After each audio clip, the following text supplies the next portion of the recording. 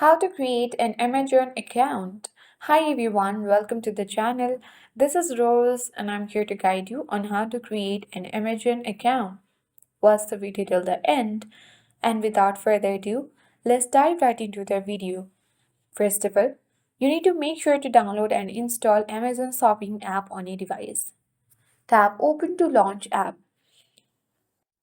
Tap Allow button to access or allow Amazon Shopping to send you notifications.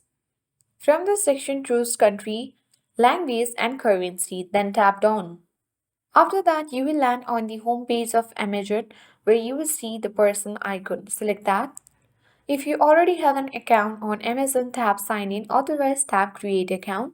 To create your account, enter your mobile number, first and last name, password, and tap Verify Mobile Number.